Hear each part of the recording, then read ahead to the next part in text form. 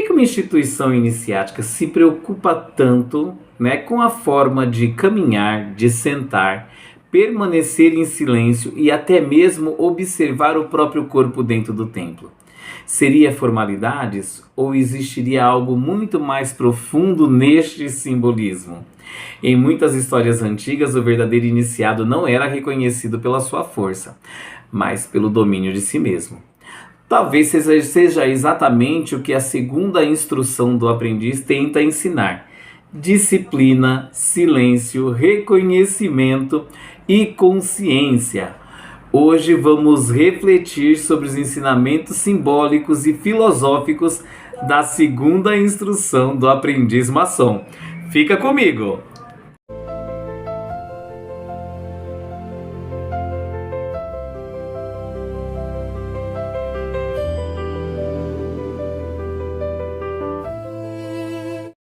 Voltamos! Eu sou o Genuíno e esse é o nosso canal Maçonaria para Aprendiz Genuíno.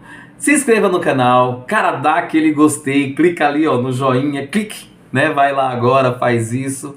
Se você está gostando do conteúdo, se você está aprendendo com conteúdo, compartilha, né? Manda isso para alguém que você gosta bastante, tá bom? Ou até mesmo aquela pessoa que você não goste, né? Quem sabe ambos não aprendem a se gostarem assim, tá bom? O canal ele tem trazido várias informações aí, tá? Eu tento ler os comentários e aí eu faço, né, alguns vídeos baseados nos comentários. Quem ainda não viu o vídeo do ritual, vai lá, né? E assiste o que é ritual. Quem quer e está interessado em ser um maçom, tem um vídeo que fala lá como ser um maçom.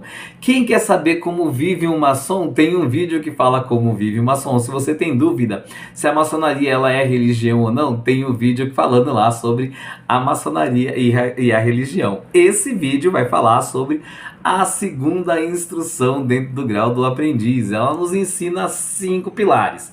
São disciplina, vigilância interior, discrição, reconhecimento, né?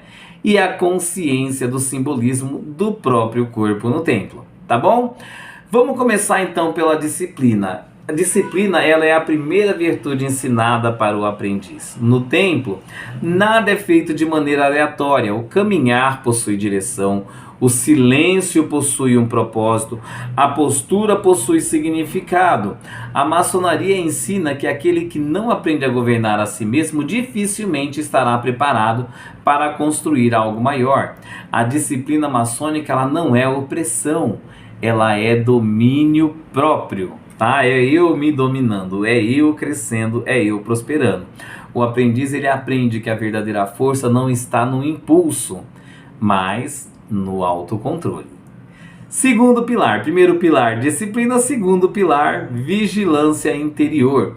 A segunda instrução também ensina sobre a vigilância, mas não é uma vigilância de observar os outros ou de observar o meu redor. É a vigilância, né, do verdadeiro iniciado, aprender a cuidar de si mesmo, aprender a vigiar a si mesmo. E o que o iniciado, o que eu como maçom, eu preciso vigiar? Eu preciso vigiar meus pensamentos, eu preciso vigiar minhas intenções, eu preciso vigiar minhas paixões e eu preciso também tomar muito cuidado e vigiar as minhas palavras, tá bom?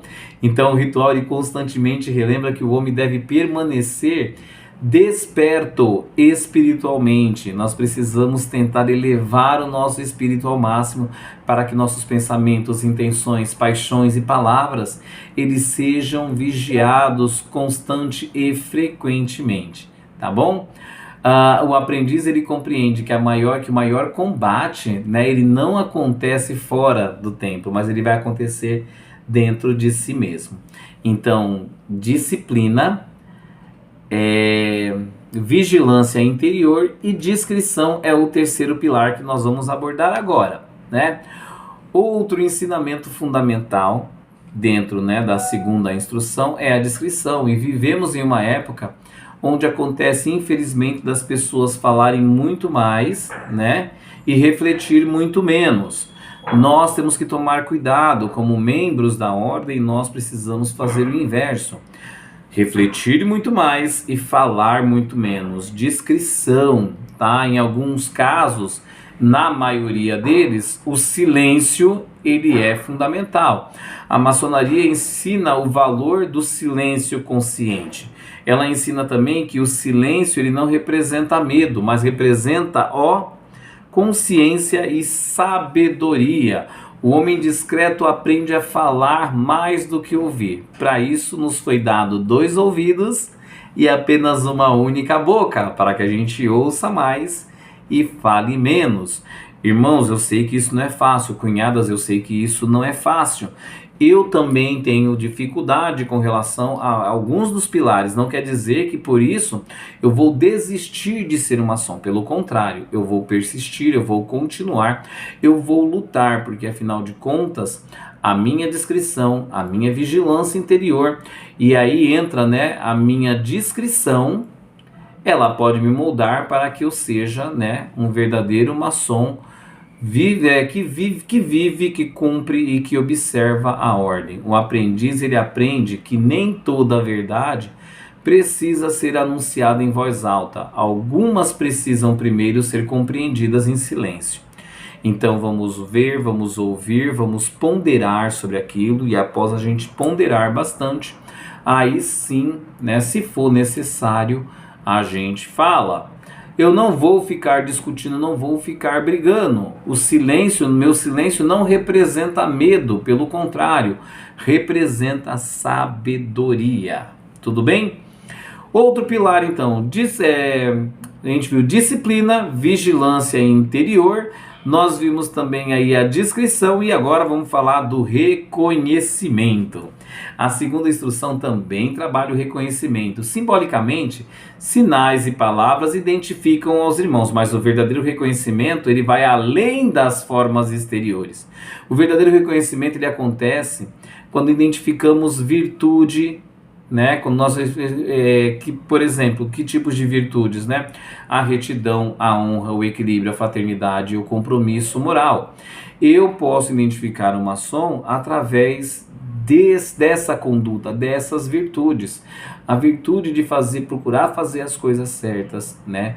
Procurar ter honra naquilo que faz, ser comedido nas coisas, tá ok? A fraternidade, o carinho, o afeto, né? Eu acho essa é a parte que eu acho mais linda na maçonaria e é a parte que eu tenho muito mais dificuldade, né? Eu não sou uma pessoa muito sociável, né? Eu vejo irmãos lá que têm uma facilidade tão grande, né? De se aproximar, de falar, de sorrir, enfim, de fazer várias coisas, e eu tenho essa dificuldade, né? Mas eu acho muito lindo, eu estou trabalhando isso em mim, eu reconheço essa minha dificuldade e eu estou trabalhando, e também dos compromissos moral, tá ok? A verdadeira identidade do homem ela não está apenas no que ele diz, mas está no que ele pratica. E por fim vamos falar um pouquinho do simbolismo do corpo no templo. Gente, quando a gente fala simbolismo do corpo no templo parece uma coisa absurda, né? Mas vamos lá. O simbolismo do corpo, o corpo ele fala tanto quanto minha boca, tanto quanto, né, qualquer pessoa. Se uma pessoa ela pratica a dança, ao chegar num salão, as pessoas vão ver e isso vai ficar nítido, porque o corpo dela fala.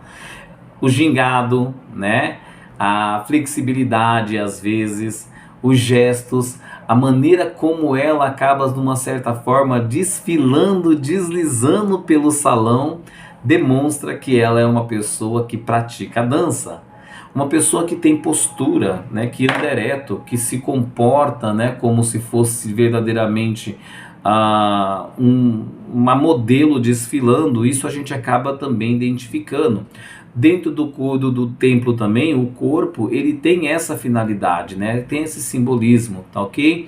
Talvez um dos aspectos mais profundos na segunda instrução seja a consciência corporal dentro do templo.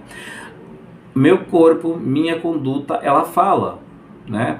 Existem aqueles soldados britânicos que eles ficam parados, cara, eles ficam parados o dia inteiro praticamente imóveis, né, no mesmo lugar, sem esboçar um sorriso. É claro que eles devem ter ali trocas, né, para que eles possam, de uma certa forma, descansar daquilo tudo. tá ok? Porque aquilo impõe de uma certa forma o respeito, né? A segurança, a garantia da privacidade do local que eles estão guardando. O corpo dentro do templo também tem essa função, né, de falar, de mostrar o que nós fazemos. O corpo ele deixa de ser apenas físico e passa também a fazer parte da linguagem simbólica do corpo, do templo. O modo de caminhar, de permanecer, a ordem ou de executar, né, as tarefas dentro do templo. A forma de sentar, né, a linguagem corporal, a linguagem simbólica de sentar, de portar um instrumento dentro do templo. Tudo possui significado. O corpo passa a expressar aquilo que o espírito busca construir, né? Paulo ele mesmo fala: vosso corpo ele é um templo do Espírito de Deus. Então nós temos que nos portar para que o Espírito de Deus habite em nós. Precisamos organizarmos, precisamos preparar todas as coisas necessárias. Assim nós teremos um corpo que de uma certa forma reflete o que nós fazemos, tá bom?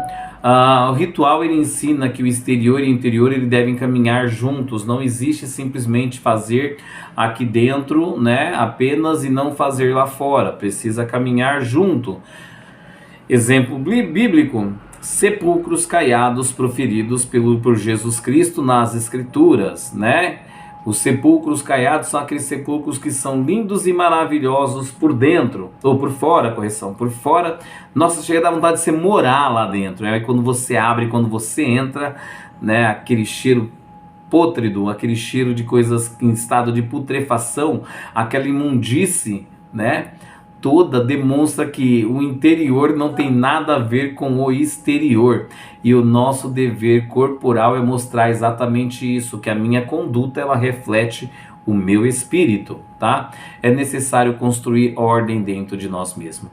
A segunda instrução, ela não ensina apenas formalidades ritualísticas, ela ensina autocontrole, consciência, postura, equilíbrio, silêncio. É o aperfeiçoamento interior. Ela transforma gestos em ensinamentos.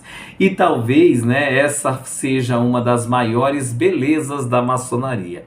Usar símbolos exteriores para despertar construção exterior.